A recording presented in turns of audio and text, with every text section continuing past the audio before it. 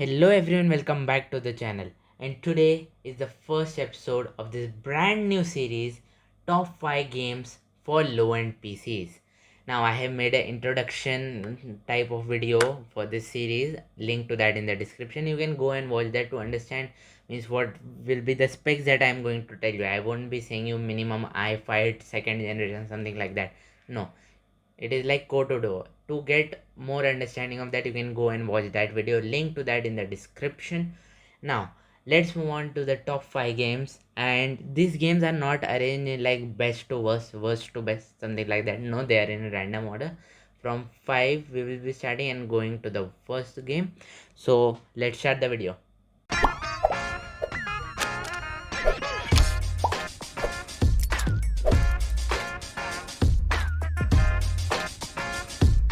So the game occupying the fifth slot is Hitman 2 Silent Assassin. Now don't get confused with the Hitman 2 2018. This game was released way back in 2002. It has good graphics, but according to today's standards, those are pretty outdated. So the main concern is not about graphics. It still has that core Hitman gameplay in this game as well. Means you assassinate people, take down guards, get their disguises, means get into disguises, go to specific areas where you will be like trespass if you go in your regular suit, and many weapons to try. If we talk about the game size, it's 400 to 500 MB, means it could extend up to that, but extra space to keep according to me, means my advice is 1 GB. Means you will make saves, you will make new profiles, and you will play the game again and again and again.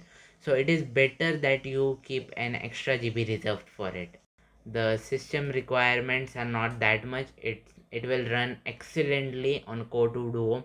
It can run on 1080p and high settings. I would not recommend high because it will stutter at some moments. So I would recommend 1080p low to medium, and you can play it pretty fine. The game occupying the fourth slot is Half-Life 2. Now, Half-Life is not a well-known franchise in India. However, it is a lot popular in America and Canada, means Western countries. And Half-Life is really important in gaming industry because its first part came in way back 1998, and it influenced the whole gaming industry. It won many awards, and it's just great game. I have completed that. However, I will not include that in this list because as it's like almost 23 years old, I think so, 23 years old. So you will be having compatibility issues. I have faced that. You will be able to save the game, but you won't be able to load the game. That's why I am not mentioning that. I will be mentioning its sequel, Half-Life 2. Now, it is Half-Life 2. It is released in 2004, and despite being released in 2004, it has really good graphics. And the biggest thing is you can run it on your Core 2 Duo, 720p high, medium to high settings, and you will get 40 FPS. In areas like there is not much thing to render, you will even get 80 to 90 FPS. And believe me, I am playing this game currently, so that's why I have included in the list as well as telling you the FPS counter. And if we talk about the game size, it's 3.5 GB, means it will take minimum 3.5 GB.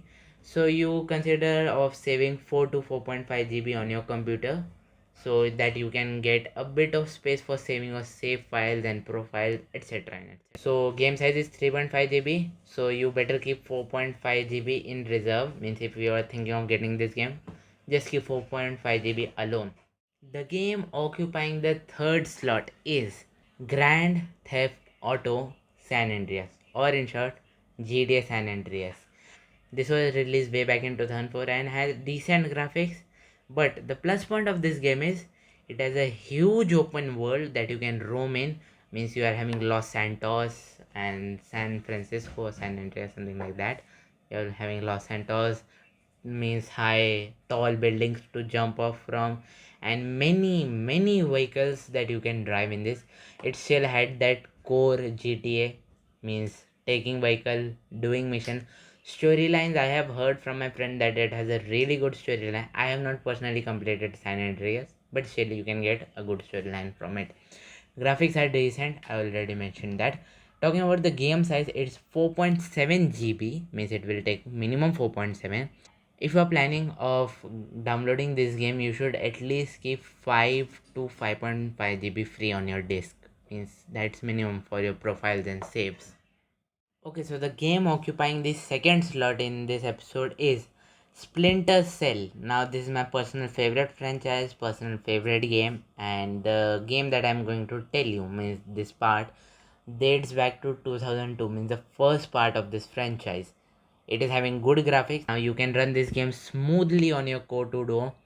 I don't know it's having a 1080p resolution setting or not, because in my variant it's just showing 1366 by 768, but on that and medium settings I can play it really smooth, means no lag, no stutter, anything. The size of this game is 1.5 GB, so if you are planning to get this game, at least keep 2.5 GB reserved for this game, because it will be having profiles, then saves, and etc and etc, all the games thing that happens in the file.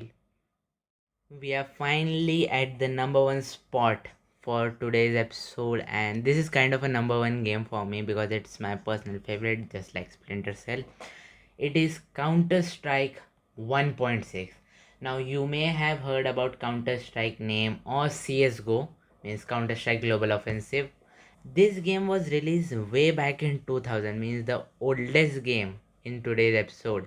Graphics are surely outdated, I can also feel that now, but the main gun mechanic, the main experience that you will get while playing this game is over the top. Means you will enjoy it. It is only having casual mode, means only bomb and defuse, no deathmatch or competitive like that where that at time. You can play online multiplayer, but you may not find good servers or something like that will always be there.